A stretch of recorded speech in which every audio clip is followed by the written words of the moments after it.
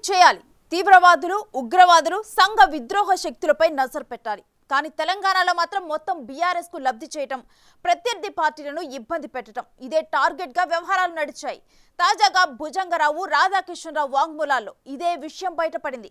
పైగా ట్యాపింగ్ తాను చేయించలేదని, వాళ్ళు ఎవరెవరిని ట్యాప్ చేశారో తనకు ఎలా తెలుసని మాజీ సీఎం కేసీఆర్ చెబుతున్న మాటలు అస్సలు నమ్మేట్లు లేవని ప్రత్యర్థి పార్టీలు కౌంటర్ వేస్తున్నాయి.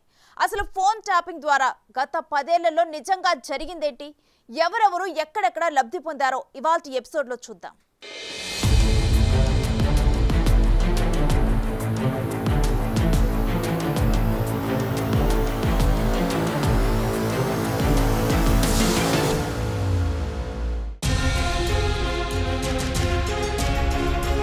చేసిన పాపాలు ఎప్పటికైనా బయటపడతాయి. తప్పులు ఏ రూపంలోనైనా బయటకొస్తాయి. ఇప్పుడు ఫోన్ ట్యాపింగ్ పుట్ట బద్దలైంది. అంతా సీక్రెట్ గా చేశామని వాళ్ళనుకున్నారు. సీన్ కట్ చేస్తే అంతా ఓపెన్ అయిపోయింది. దాయటానికి, దాచుకోవటానికి ఏమీ లేదు. అందుకే వాంగ్మూలాల్లో ఉన్నది ఉన్నట్లు చెప్పేస్తున్నారు. తెలంగాణలో రాజకీయంగా తిరుగుండదు అనుకున్నారు. బీఆర్ఎస్ ను పై స్థానంలో నిలపాలన్న టార్గెట్ తోనే పనిచేశారు. అంతా ఒకే సామాజిక వర్గం, చెప్పింది చెప్పినట్లు జరుగుతుందని పెట్టారు. డౌట్స్ రాకుండా చాలా చేశారు. అంతా ఒక పద్ధతి ప్రకారం జరుగుతుందని పోలీస్ డిపార్ట్మెంట్ ను కూడా నమ్మించారు. కొందరు సహకరించారు, ఇంకొందరు దీనికి డిస్టెన్స్ పాటించారు.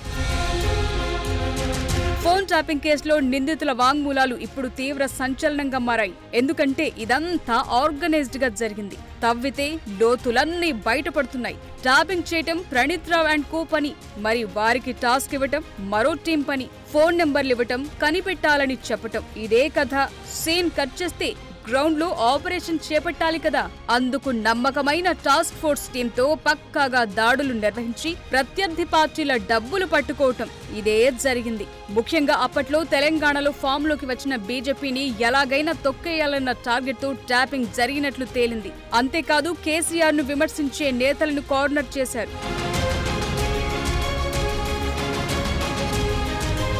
2014లో కేసీఆర్ అధికారం చేపట్టినప్పటి నుంచే ట్యాపింగ్ కథ మొదలైనట్లుగా అనుమానాలు పెరుగుతున్నాయి. కేసీఆర్ తొలి ప్రభుత్వంలో డిప్యూటీ సీఎంగా పనిచేసిన తాటికొండ రాజయ్యను ఉన్న ఫలంగా కేసీఆర్ తీసేశారు. రాత్రికి రాత్రి ఆల్ ఆఫ్ సడన్ గా ఈ ఘటన జరిగింది.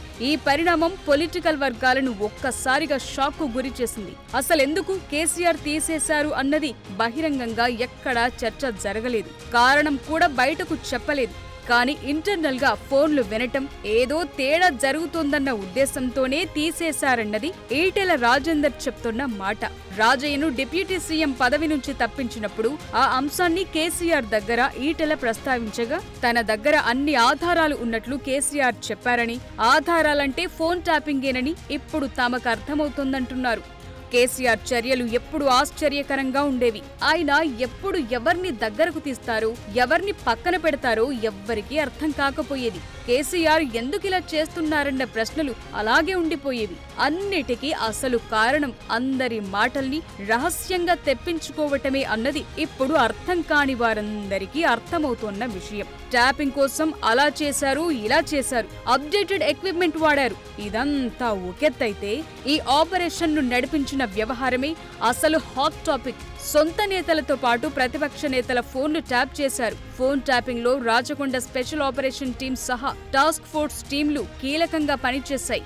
ఒక్కసారి రుచి మరిగితే అంతే సంగతి. ఫోన్ ట్యాపింగ్ విషయంలోనూ గత సర్కార్ పెద్దలు ఇదే ఫార్ములాను నమ్ముకున్నారు. తన వెంటి ఉంటూ వెన్నుపోటు పొడిచేవారెవరో గుర్తుపట్టే పని పెట్టుకున్నారు మాజీ సీఎం. అలాగే 2014లో బోటాబోటి మెజార్టీతో గద్దెనెక్కిన కేసీఆర్ పార్టీని, నేతలను భారీగా చేర్చుకునే పనికి శ్రీకారం చుట్టారు. తెలంగాణ అంతటా పార్టీని శరవేగంగా విస్తరించేందుకు ఈ ఫోన్ ట్యాపింగ్ ని ఆయుధంగా వాడుకున్నారన్నది వాంగ్మూలాల్లో నిందితులు చెబుతున్న మాట. అలాగే ప్రత్యర్థి పార్టీల నేతలు ఆరోపిస్తున్న మాట కూడా ఇదే.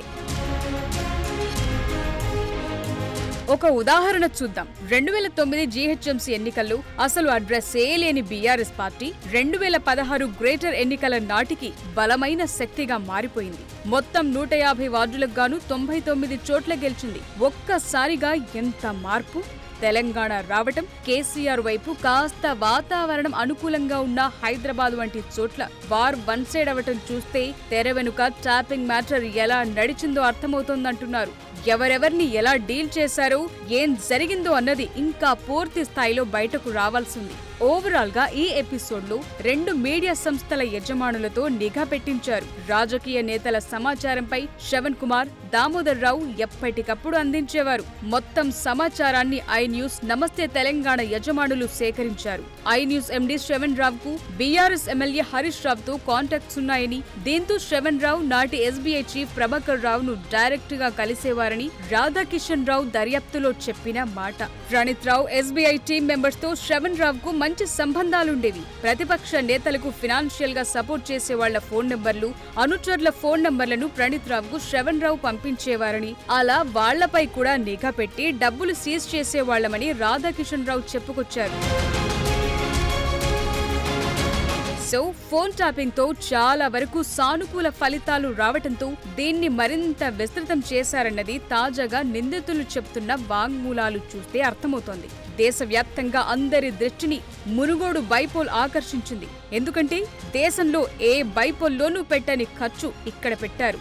అడ్డు అదుపు లేదు. ప్రత్యర్థి పార్టీలను ఇదే ఫోన్ ట్యాపింగ్ తో కట్టడి చేశారు. వారి డబ్బులను సీజ్ చేశారు. అనుకున్న ఫలితం రాబట్టుకున్నారు. ఇదే కాదు, చాలా చేశారు. సెలబ్రిటీలు, విఐపీలు, వ్యాపారవేత్తలు, సినీ ప్రముఖులు ఇలా ఎందరివో ట్యాప్ చేసి సెటిల్మెంట్లు చేశారు. కొన్ని సందర్భాల్లో డబ్బులు వసూలు చేశారు. సివిల్ తగాదాలను సెటిల్ చేశారు. ఓవైపు వాంగ్మూలాల్లో ఇంత తీవ్రమైన అంశాలు వెలుగులోకొస్తుంటే మాజీ సీఎం కేసీఆర్ మాత్రం అదో టాపిక్కా అని సింపుల్ గా కొట్టిపారేస్తున్నారు.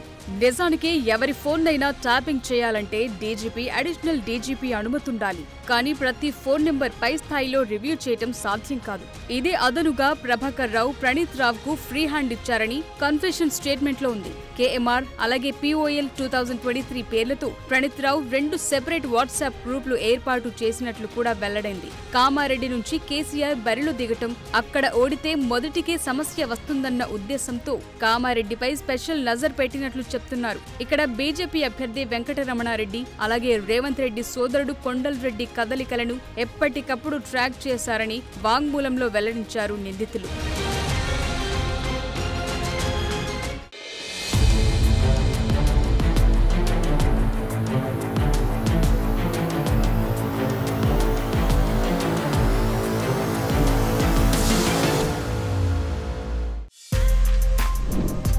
For more videos like this, subscribe Big TV channel.